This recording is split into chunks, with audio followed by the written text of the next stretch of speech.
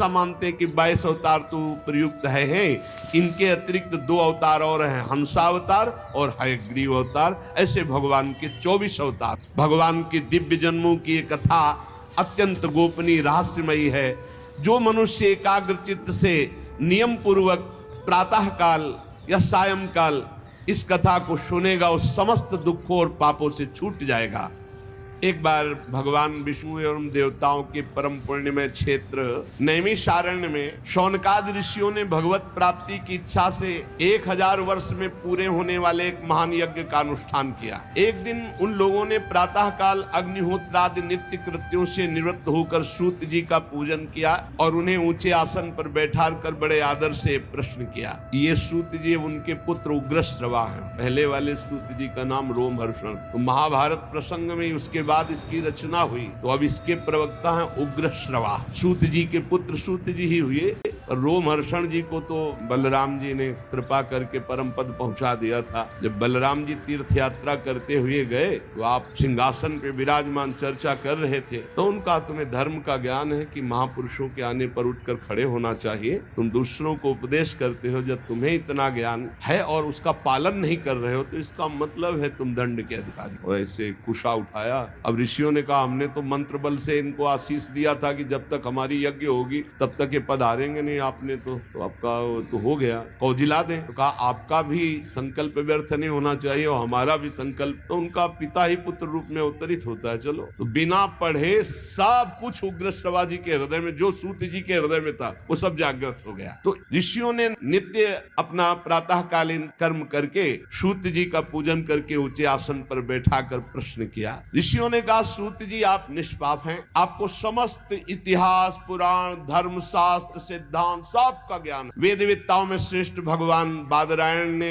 श्री कृष्ण द्वैपायन व्यास देव जी ने, भगवान के सगुण निर्गुण रूप को जानने वाले दूसरे मुनियों ने जो कुछ जाना है वो सब आपको ज्ञान है। आपको सब ज्ञान, जितना ऋषि मुनियों को सबको ज्ञान, जो रचना सब कुछ आपको ज्ञान है। और आप बड़े सरल हृदय के हैं, शुद्ध हैं। इसी से अनुग्रह रूप आपके अंदर ये ज्ञान आया है, कृपा। गुरुजन अपने प्रेमी शिष्य को अपने हृदय की गुप्त से गुप्त बात बता दिया करते हैं। आयुष्मान, आप कृपा करके बतलाइए कि सब शास्त्रों पुराणों गुरुजनों सिद्धांतों उपदेशों कौन सा ऐसा सरल साधन है जिससे कलयुगी जीव भगवत प्राप्ति कर ले। आपको सब ज्ञान है, आप संत समाज के भूषण हैं। इस कलयुग में प्रायः लोगों की आयु कम हो गई है, साधन करने में लोगों की रुचि और प्रवृत्ति भी नहीं है, लोग आलसी हो गए हैं, भाग्य मंद है, समझ थोड़ी है, आयु थोड़ी है, बड़े विघ्न बाधाओं से भरे पड़े हैं और शास्त्र इतने हैं कि बुद्धि पवित्र हो तब तो पढ़ के निर्णय करें। तो इसलिए महाराज आप सबका निर्णय करके बता दो कि कलियुगी प्राणी को भगवत प्राप्ति के लिए कौन सा सरल साधन है, कैसे अंतःकरण शुद्ध हो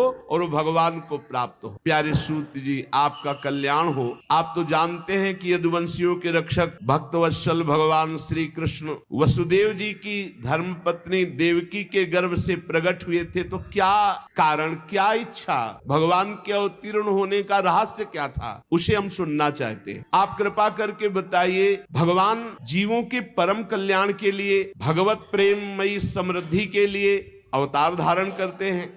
ये जीव जन्म मृत्यु के घोर चक्र में पड़ा हुआ है।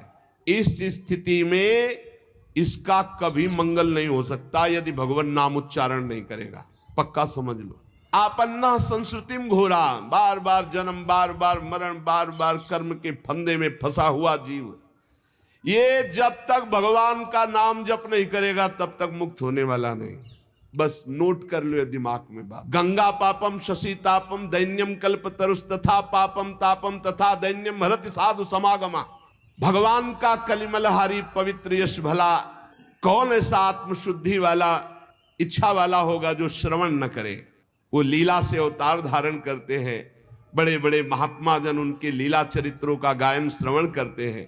हम बड़े श्रद्धालु हैं और आपके श्रीमुख से सुनना चाहते हैं। बुद्धिमान सूत जी, सर्वसमर्थ प्रभु अपनी योग माया से स्वच्छंद लीला करते हैं। अब हम श्री हरि के मंगलमयी अवतार कथाओं का श्रवण करना चाहते हैं। पुण्य कीर्ति भगवान श्री हरि के मंगलमयी अवतार कथाओं का श्रवण करना चाहते हैं। पुण्य कीर्ति भगवान श्री हरि की लीला सुनने से हमें कभी तृप्ति नहीं हो सकती। क्योंकि पद पद पर ऐसा आनंद आता है भगवत चरित्र सुनने में, नया नया रस का अनुभव होता है कि कभी तृप्ति ही नहीं होती। भगवान श्री कृष्ण अपने को छिपाए हुए इस लोक में ऐसी चेष्टा की कि सहसा कोई जान ही ना पावे कि ये भगवान है, मानो मनुष्य हो। परंतु कितना भी हो, ऐसी लीलाएं तो हुई हैं बलराम जी के साथ प्रभु श्री कृष्ण की, जो केवल भगवान कर सकते हैं, दूसरा नहीं कर सकता।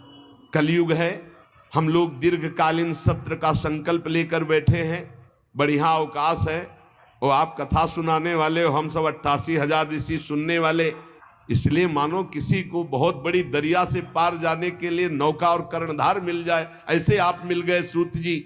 अब आप भगवान की परम पवित्र चर्चा सुनाइए, लीला चरित्र सुनाइए। श्री व्यास जी कहते हैं, शौनकादि ब्रह्मवादी ऋषियों के ये प्रश्न करने पर रोमहर्षण के पुत्र उग्र श्रवा को बड़ा ही आनंद हुआ।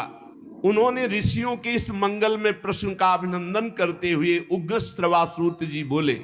ये उस समय की बात है जब सुखदेव जी महाराज प्रकट होकर, अभी कोई संस्कार नहीं हुआ, लौकिक वैदिक कोई अनुष्ठान नहीं हुआ, बस जन्म हुआ और चल दिए। पिताजी भगवान व्यास देव जी पीछे पीछे पुकार रहे, हा बेटा हा बेटा, पर ये मुड़ के भी नहीं देखे।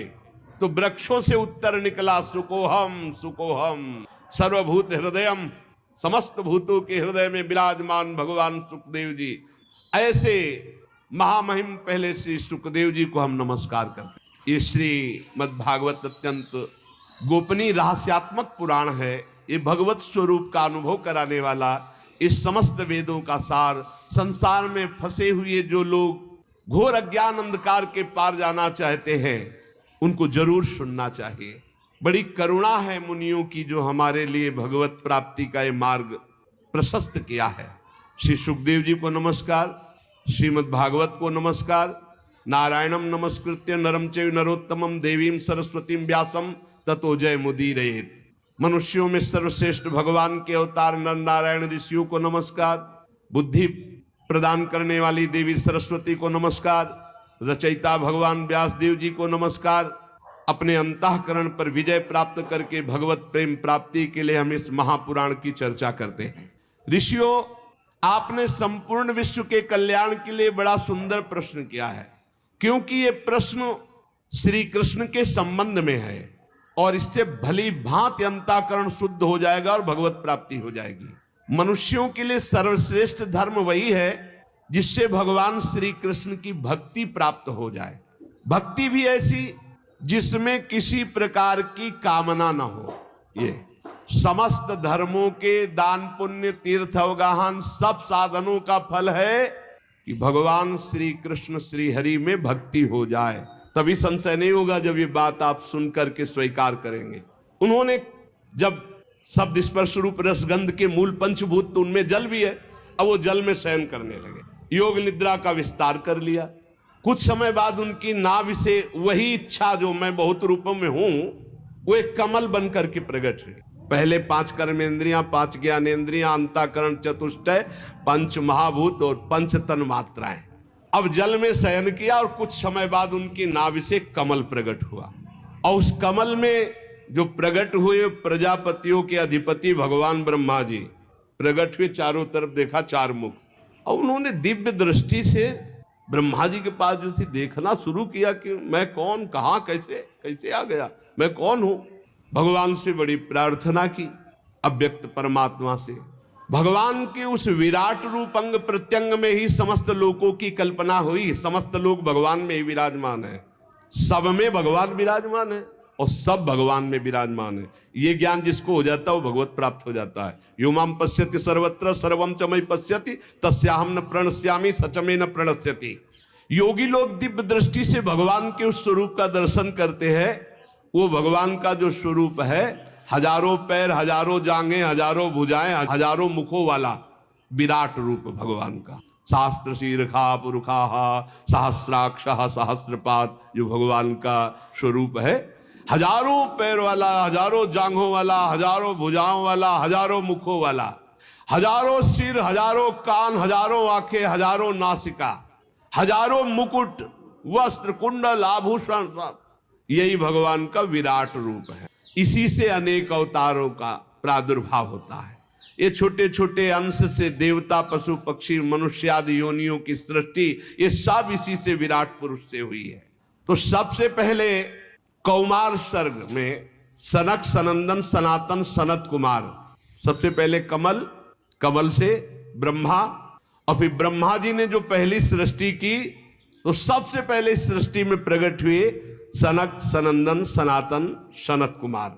ये चारों ब्रह्म ऋषि जब अवतार लिए तो सृष्टि रचना से बिल्कुल अलग नियम प्रकट होते हुए अखंड ब्रह्मचर्य, अखंड ब्रह्मचर्य, निरंतर हरिस्तरणम हरिस्तरणम हरिस्तरणम, उदासीन जगत से। दूसरी बार इस संसार कल्याण के लिए समस्त यज्ञों के स्वामी उन भगवान ने जो रसातल में पृथ्वी विराजमान थी उसको लाने के लिए वाराह अवतार धारण किया। ऋषियों की सृष्टि में देवर्षि नारद के रूप में तीसरा अवतार धारण किया।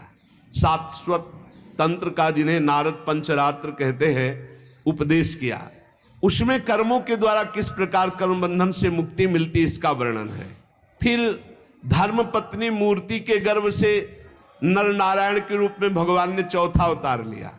इस अवतार में उन्होंने ऋषि बनकर मन और इंद्रियों का सर्वथा संयम करके, जो तपस्या करना बड़ा कठिन है, उस तप को किया। पांचवें अवतार में भगवान ने सिद्धों के स्वामी कपिल के रूप में अवतार लिया। तत्वों का निर्णय करने वाले सांख्य शास्त्र का, जो समय के फेर से लुप्त हो गया था, आसुरी नामक ब्राह्मण को उपदेश किया। ये भगवान अपने स्वरूप को सृष्टि में कितने रूपों में प्रकाशित किए, ये वर्णन। सबसे पहले भगवान 5 ज्ञानेन्द्रिय, 5 कर्मेंद्रिय, अंतःकरण, चतुष्टय, पंच महाभूत और पंच तन्मात्रा। फिर भगवान नाभि कमल, ब्रह्मा जी, फिर सनक, सनंदन, सनातन, सनत कुमार, फिर भगवान वाराह रूप, फिर देवर्षि नारद रूप, फिर नर नारायण रूप, फिर कपिल रूप। अनुसुईया के वर मांगने पर छठे अवतार में अत्रि की संतान दत्तात्रेय के रूप में भगवान प्रकट हुए। इस अवतार में उन्होंने अलर्क और प्रहलाद आदि को ब्रह्म ज्ञान का उपदेश किया। 7वीं में रुचि प्रजापति की आकुति नामक पत्नी से यज्ञ के रूप में भगवान ने अवतार ग्रहण किया और अपने पुत्र याम आदि देवताओं के साथ स्वयंभू मनवंतर की रक्षा की। राजा नाभ की पत्नी मेरु देवी के गर्भ से ऋषभ भगवान के रूप में अवतार हुआ, जिनके पुत्र भरत जी, जो जड़ भरत जी कहलाए गए। ये 8वां अवतार भगवान का ऋषभ देव के रूप में। इस रूप में परमहंसों का वह मार्ग जो सभी आश्रमियों के लिए वंदनीय है, स्वयं ऋषभ रूप धारण करके दिखाया।